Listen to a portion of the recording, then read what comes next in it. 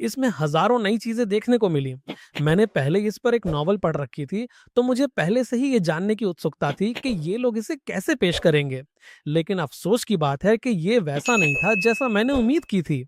मैं एक क्लास की पढ़ाई की उम्मीद कर रहा था, लेकिन इसे ले जाकर 11 महीने तक खींच दिया गया। इसे एक कमर्शियल फ्रेम में पेश किया गया है। इस फिल्म को वैसे पेश नहीं किया जाना चाहिए था। ये एक सही मायनों में गोकुलाश की कहानी है और फिल्म इसी पर चर्चा करती है। इसे कोई लीक से ऊपर वाली चीज कहकर नहीं बताया जा सकता। अभी हमने अय्यप्पनम कोशुम जैसी फिल्में देखी हैं, तो ये फिल्म उसी का एक अलग वर्जन है। लेकिन ये कैसे अलग है ये कहना मुश्किल है। इसे हम मास फिल्म कह सकते हैं, लेकिन ये सिर्फ एक्शन फिल्म है ऐसा भी नहीं कह सकते। इसे एक प्रॉपर क्लास के तौर पे पेश किया गया है, जैसे कि हम आम तौर पर करते हैं। लेकिन इस कहानी को वैसे पेश नहीं किया जाना चाहिए था।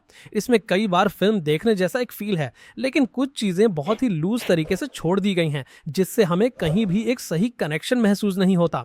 हालांकि इसमें बहुत अच्छा कास्टिंग वर्क हुआ है। जब मैंने उपन्यास पढ़ा तो मैं बहुत प्रभावित हुआ था।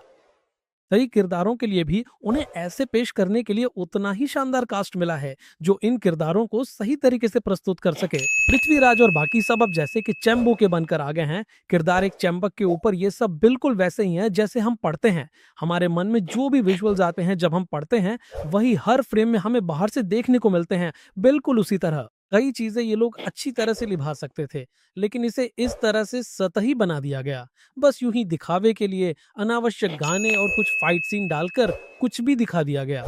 इससे किसी भी तरह से हमें किसी भी किरदार से कोई भावनात्मक जुड़ाव नहीं होता। अब उसमें बहुत इमोशनल दिखने वाले कुछ सीक्वेंस भी फिल्म में दिखाए गए हैं, लेकिन किसी को भी इन दोनों के बीच जो ईगो क्लैश है, उसकी आत्मा दिखानी चाहिए थी। इन दोनों किरदारों के बीच पूरी फिल्म में एक मास्टर और एक बच्चे जैसा रिश्ता ही दिखाया गया है। उसके बाद ही बाकी चीजें आती हैं, जिन्हें मैं स्पॉइल नहीं करूंगा। लेकिन इन दोनों के बीच की शुरुआत, उनकी कहानी बचपन से ही शुरू होती है। ये मास्कर और मुख्य किरदार डबल मोहन के बचपन के समय से ही है, वहीं से सब शुरू होता है। फिल्म में इसे बस एक झलक की तरह दिखा दिया गया है, लेकिन इसके लिए ना तो कोई सही जस्टिफिकेशन दिया गया है और न ही कोई ढंग से समझाया गया है। यहीं पर फिल्म गड़बड़ हो जाती है। यानी हमारे लिए, हमें पता है कि इनके बीच क्या समस्या है, लेकिन उनके बीच इस समस्या की गंभीरता या इंटेंसिटी हमें महसूस नहीं होती कि हमें किसी एक पक्ष के साथ खड़ा होना चाहिए। फिल्म हमें वैसा कोई फील नहीं देती। यही मुझे फिल्म की सबसे बड़ी समस्या लगी। ये लेखन की ही समस्या है, अगर चाहे तो कह सकते हैं। फिर भी इसे इस तरह से फिल्म के तौर पर पेश नहीं किया जा सकता।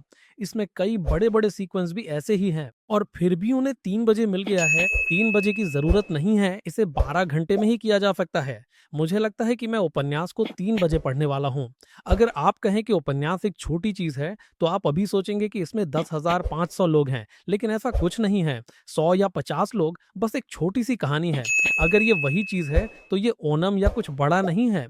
उस छोटी सी कहानी को कितनी अच्छी तरह से याद किया जा सकता है, इसके लिए इतना समय क्यों लिया गया? इसके लिए मुख्य चीजों में से कोई भी नहीं है। फिर भी इन्होंने ऐसे ही इधर उधर बिखरे हुए सीक्वेंस को जोड़ कर रखा है। मतलब इसमें पृथ्वीराज के सिर पर रखे मिक की तरह ही कोई भी संबंध नहीं है। एक सीन में कुछ दिखेगा, दूसरे सीन में कुछ और दिखेगा, इसी तरह से है। शायद मुझे लगता है कि शूटिंग के दौरान कोई दिक्कत आई होगी या कुछ और समस्याएं रही होंगी, शायद इसलिए। पूरी फ़िल्म में कोई कनेक्शन नहीं है, कोई फ्लो नहीं है, ऐसे ही पूरी फ़िल्म चलती रहती है। कुछ सीक्वेंस ऐसे हैं जो अचानक शुरू होते हैं और वहीं रुक जाते हैं। कुछ सीन ऐसे हैं जहां हमें लगता है कि चलो इन्हें कुछ तो करने दो।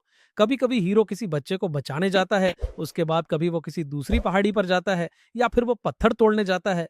फिर बीच-बीच में पेड़ काटने का सीन भी आ जाता है, और उसी के बीच में बास्कल मास्टर के साथ भी कुछ सीन जोड़ दिए गए हैं। नींव बनानी चाहिए, ये सब एक फ्लो में होना चाहिए। इसी तरह इसमें दिखाया गया है, लेकिन क्योंकि इसे पूरी तरह से बिना किसी कनेक्शन के दिखाया गया है, मुझे लगता है कि ये सबसे खराब अनुवाद एडाप्टेशन है। इसे ऐसा नहीं होना चाहिए था। एक अच्छी कहानी थी, एक अच्छी आत्मा थी, और उन्हें अच्छे-अच्छे कलाकार भी मिले थे। एक अच्छा तकनीकी टीम भी है। फिल्म को जिस तरह से शूट किया गया है, उसमें भी अच्छा मजा है। लेकिन जब तक हमें एक सही कनेक्शन नहीं मिलता, तब तक एक दर्शक के तौर पर हमारे लिए कोई जुड़ाव नहीं बनता, और फिल्म हमें इस तरह छू नहीं पाती। मैंने जो देखा, मुझे व्यक्तिगत रूप से ये फिल्म बिल्कुल भी पसंद नहीं आई। अगर किसी को ये फिल्म पसंद आई हो, तो कृपया अपनी राय कमेंट में जरूर बताएं।